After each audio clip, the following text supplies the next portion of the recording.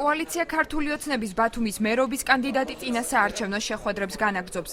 გია ერმაკოვი დღეს სასტუმროების ხელმძღვანელებსა და მენეჯერებს შეხვდა და სფეროში არსებულ პრობლემებს გაეცნო. ბიზნესმენებმა მთავარ პრობლემად ქალაქში მოუწესრიგებელი ინფრასტრუქტურა და მაღალი გადასახადები დაასახელეს. გია ერმაკოვი სასტუმრო სექტორის წარმომადგენლებს ამ კუთხით აქტიურ მუშაობას და პრობლემების დასაძლევად გზების ერთობლივ შემუშავებას დაჰპირდა. კოალიცია ქართული ოცნების ბათუმის მერობის კანდიდატმა შეხვედრაზე აქცენტი სასტუმრო პოტენციალის უკეთ რეკლამირებისა და ერთიანი ბაზის შექმნაზე გაამახვილა. ნებისმიერ სასტუმროს სჭირდება კარგად დატრენინგებული პერსონალი.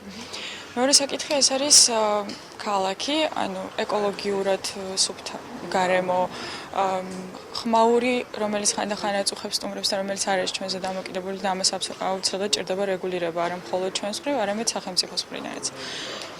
კიდევ არსებობს უამრავი პრობლემა, ასევე ვთქვათ, ის რომ მომსახურების ხარისხი არ შეესაბამება თავის ფასს და ამ ყველაფერს ასევე სჭირდება რეგულირება. Დაინტერესდი მათი პრობლემებით, იმ საკითხებით, რომელიც მათ საინტერესებთ, რა შეიძლება იყოს ისეთ საკითხები, რომლითაც ვთქვათ, ქალაქი უნდა დაინტერესდეს, ქალაქის მუნიციპალიტეტი უნდა დაინტერესდეს. არის რიგი პრობლემებისა, რაზეც სამომავლოდ აუცილებლად უნდა შევთანხმდეთ და უკვე საქმიან ფორმატში ყოველდღიური შეხვედრების დროს, ყოველდღიური შეიძლება არ იყოს, მაგრამ არის რიგი საკითხები, რომლებიც დასარეგულირებელი მათაც აქვთ, არის რიგი საკითხები, რომელიც ვთქვათ, მერიის მოთხოვნას წარმოადგენს და ასე შემდეგ. ამიტომ მივჯერებთ საქმიანად.